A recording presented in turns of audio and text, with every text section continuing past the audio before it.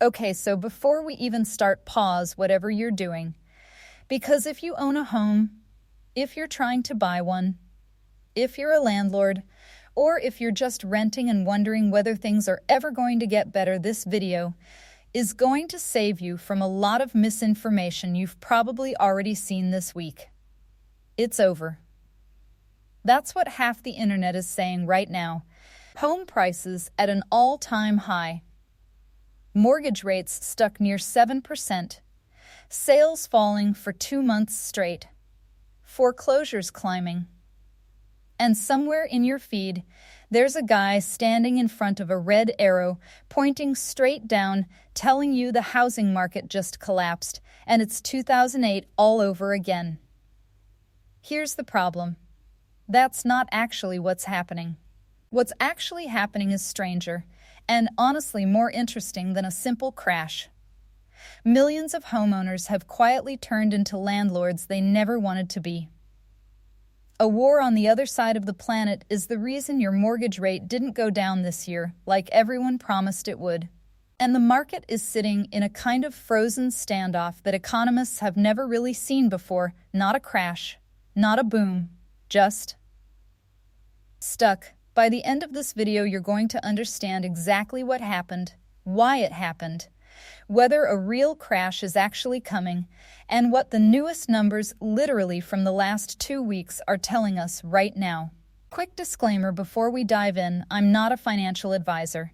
This isn't personalized investment or mortgage advice, and housing markets vary wildly by city and even by zip code, so nothing here should replace talking to a real estate professional or a financial advisor about your specific situation. What this video is a breakdown of the national data pulled from the National Association of Realtors, Freddie Mac, Redfin, Cotality, JP Morgan, Goldman Sachs, and a handful of other sources so you actually understand the forces moving this market instead of just reacting to a scary headline. So let's set the scene. Rewind to January 2026. Coming out of 2025, the housing market had been stuck in what economists were calling deep stagnation for years. Existing home sales had crashed to a 30-year low back in 2023 and never really bounced back. But heading into 2026, there was genuine optimism for the first time in a while. Mortgage rates had actually dropped to around 6.2% in February. After Fannie Mae and Freddie Mac announced a $200 billion mortgage-backed securities buyback to try and stimulate the market. Redfin was calling 2026 the Great Housing Reset, not a crash, but a slow, healthy rebalancing, where incomes would finally start growing faster than home prices for the first time since the financial crisis. The National Association of Realtors was even more bullish, predicting existing home sales could jump 14% for the year. For about 6 weeks, that's roughly what was happening.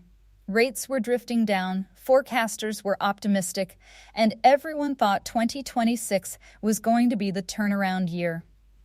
Then, everything changed. In late February 2026, war broke out between the United States and Iran. And I know that sounds like it has nothing to do with your mortgage payment, but stick with me, because this is genuinely the single biggest thing that derailed the entire housing forecast for the year. The conflict disrupted the Strait of Hormuz, one of the most critical oil shipping routes on the planet. Crude oil prices climbed toward $82 a barrel. Higher oil prices mean higher costs to manufacture and transport almost everything, which pushes inflation up. And inflation actually spiked to 4.2% at one point this year, more than double the Federal Reserve's 2% target. When inflation runs hot like that, the bond market, which mortgage rates are directly tied to, gets nervous, and rates go up instead of down. So instead of drifting into the low 6% range like everyone predicted back in January, mortgage rates did the opposite. By early August, Freddie Mac's weekly survey put the 30-year fixed rate at 6.69%, and that was actually the fifth straight weekly increase in a row, marking the highest level of the entire year. As of right now, mid-August 2026, rates are holding in that mid-6% range, and most housing economists, Fannie Mae, the Mortgage Bankers Association, expect them to end the year somewhere around 6.4 to 6.5%. That's actually higher than where 2025 ended. Which means, if that holds, this will be the third year in a row that a meaningful chunk of would-be buyers simply get priced out before they even start looking. Now here's the part of this story that I think almost nobody is actually talking about, and it's the key to understanding why this market feels so frozen. Everyone keeps repeating this idea that there just aren't enough sellers this year. But that's not really the full picture. The sellers are still out there. A huge number of them have just quietly turned into landlords they never wanted to be. Here's how it works. Picture a homeowner who bought or refinanced back when rates were around 3%. They need to sell, maybe they're relocating for work, maybe their family is growing, maybe they just want to change. But to buy their next place, they'd have to give up that 3% rate and take on a brand new loan at 6.5, 6.9, sometimes close to 7%. On a $400,000 loan, that difference can add an extra $800 to $1,000 to the monthly payment. The math just doesn't work for a lot of people. So instead of selling and eating that loss, a lot of these owners are renting their homes out instead and effectively waiting the market out. One person doing that is a footnote. But when it stacks up across hundreds of thousands of households, month after month, it becomes a structural shift in the entire market. Economists actually track this. Now it's called the mortgage rate lock-in effect, and 2026 hit a genuine historic milestone. For the first time since this kind of data has been tracked, the share of mortgages above 6% now exceeds the share of mortgages below 3%. That lock-in effect is technically starting to ease a little bit, but it's still weighing heavily on how many homes actually hit the for-sale market. The result is this bizarre split-screen economy. For-sale inventory stays artificially tight because these accidental landlords have pulled themselves out of the buying and selling game entirely, while rental supply is quietly flooding in behind the scenes from all these converted houses, which is actually pushing rents down in a lot of markets, even while home purchase prices stay stubbornly high. The homes didn't disappear. The owners just got trapped on the wrong side of a 4-point interest rate gap. Now let's talk about the number that's actually breaking people's brains right now. $434,100. That's the median existing home price as of July 2026, according to the freshest NAR data, and it marked the 37th straight month of year-over-year price increases, even as sales were falling. But here's the nuance that gets lost in the panic. The pace of that growth has basically stalled. Home price appreciation was running at just 0.4 to 0.9% year-over-year for much of the first half of 2026. Way slower than in prior years. So prices technically aren't crashing. They're barely moving. Cotality's chief economist described the market as being caught in what she called a cross-current of pent-up demand and an affordability crisis. Buyers who want to purchase are fenced off by high rates, while sellers who could list are refusing to drop their prices to meet them. And the freshest sales numbers back this up. According to NAR's July report, released just last week, existing home sales fell 1.7% from June, landing at a seasonally adjusted annual rate of 4.06 million homes. That followed a 2.4% drop in June, so that's 2 straight months of monthly declines. Sales were still up 0.7% compared to a year ago. And year-to-date sales are actually running 2.4% higher than the same stretch of 2025.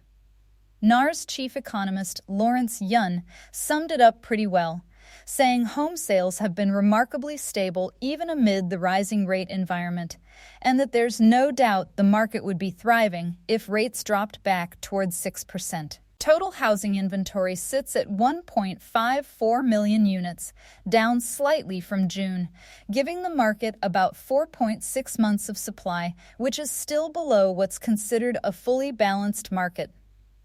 Days on market ticked up slightly to 29 days. First-time homebuyers made up 29% of July's sales, down a bit from June. Cash buyers made up 26% of transactions. And distressed sales foreclosures and short sales combined held steady at just 2% of all transactions, which is actually a really important number because it tells you this is nowhere near a distressed, panic-selling market like 2008 was. This affordability squeeze isn't just an American story either. The same spiral is happening in London, Toronto, Berlin, and Sydney, rents and home prices outpacing wages across almost the entire developed world. It's gotten serious enough that the UK passed a landmark renters' rights law this year ending no-fault evictions, and here in the US, Congress did something genuinely rare in July. Lawmakers passed a bipartisan bill called the 21st Century Road to Housing Act, packed with more than 40 supply-side provisions aimed at getting more homes built faster. Whether it actually moves the needle depends entirely on how it gets implemented over the next few years, but the fact both parties agreed on anything housing-related at all tells you how serious this has become politically. Meanwhile, the down payment gap keeps widening. The typical American buyer now needs around $55,000 just for a down payment. And in top California markets, buyers often need triple that amount to even compete.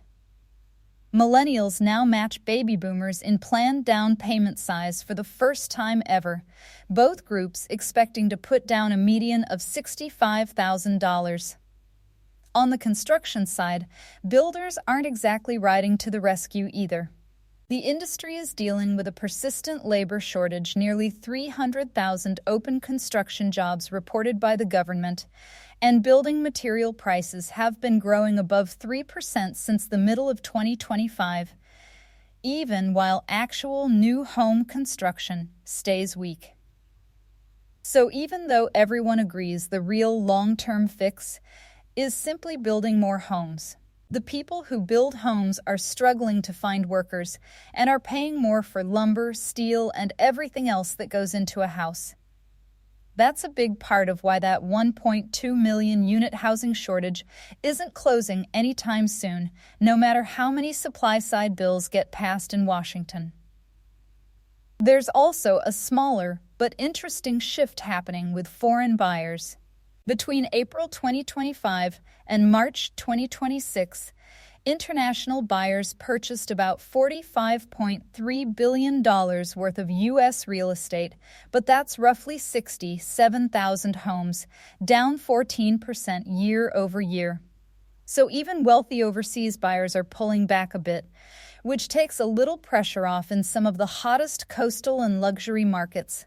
Interestingly, though, prices actually rose in about 80% of U.S. metro markets during the second quarter of 2026, so while national growth looks flat, most individual local markets are still technically appreciating, just slowly. So let's actually answer the question in the title. Is it over? Is this 2008 happening all over again? Almost every major housing economist says no, and there are 4 specific reasons why this year looks nothing like that crash. Number 1, equity. Homeowners today are sitting on record levels of home equity. In 2008, millions of people owed more on their homes than they were worth. That's simply not the case now. Number 2, lending standards. The 2008 crash was fueled by reckless subprime lending loans handed out to people who realistically couldn't pay them back. Today's lending standards are strict, and that kind of loose credit just doesn't exist at scale anymore. Number 3. Inventory. A crash needs an oversupply of homes nobody wants. We actually have the opposite problem, a nationwide shortage of roughly 1.2 million housing units. You can't have a supply glut crash when there's a supply shortage. And number 4. The job market. Unemployment has ticked up slightly, and the labor market has softened, but it's nowhere near collapsing. A real housing crash almost always needs a broader economic collapse to trigger mass foreclosures, and that engine simply isn't running right now. That doesn't mean there's zero stress in the system. Foreclosure filings were up 14% year over year as of May 2026, crossing 40,000 filings in that single month. That's real, and it's worth watching closely over the next few quarters. But even the distressed sales number we just covered, just 2% of all July transactions, tells you this is nowhere close to a foreclosure-driven collapse. One economist put it in a way that stuck with me: this slowdown mirrors the income versus price disconnect we've historically seen during recessions. Except the dynamics are flipped. It's not a collapsing economy dragging housing down with it. It's housing that's stuck waiting for wages and the rest of the economy to catch up to it. So the honest, data-backed answer is that this is a correction, not a collapse. A rebalancing, not a crash. "It's over" makes for a great thumbnail, but "it's stuck" is the far more accurate title. Let's zoom all the way into right now, because this situation is still shifting week to week. As of the latest data this month, mortgage rates are holding in that mid-6% range, and most experts think they'll stay roughly there through the end of the year. Inflation actually ticked down slightly in July to 3.4% from 3.5% in June small. But it's lowered the market's odds of a Fed rate hike in September from around 48% down to about 42%, which is a mildly encouraging signal for anyone hoping rates ease up before winter.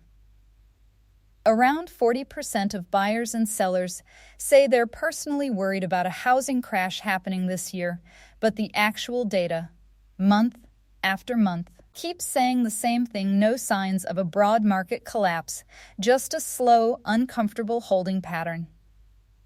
So where does this actually go from here? Most forecasters, Fannie Mae, JP, Morgan, Redfin, the National Association of Realtors, don't agree on the exact numbers, but they broadly agree on the shape of the story. Flat to modest price growth through the rest of 2026. Mortgage rates hovering in the mid-6% range unless something changes on the geopolitical front. And a slow, multi-year Great Reset where incomes are supposed to gradually catch up to home prices rather than prices crashing down to meet incomes. JP. Morgan specifically expects prices to stay roughly flat through the rest of this year before ticking up around 3% in 2027. If you're a buyer waiting for a 2008-style price collapse, the data pretty clearly says that's probably not coming. And if you're waiting for rates to drop back to 5%, most experts are telling you not to hold your breath either. The real story of 2026 isn't a crash. It's a market holding its breath, waiting for wages, the Fed, and honestly the rest of the world to catch up to where home prices already are. And that's the version of this story nobody's putting on a thumbnail, but it's the one that's actually true. If this breakdown helped you actually understand what's going on instead of just scaring you, that's the whole point of this channel. So hit subscribe, because I'm going to keep tracking this month by month as new data drops, especially with the next existing home sales report landing in September. Drop a comment and let me know, are you buying, selling, refinancing, or just watching from the sidelines like most of us right now? I'll see you in the next one.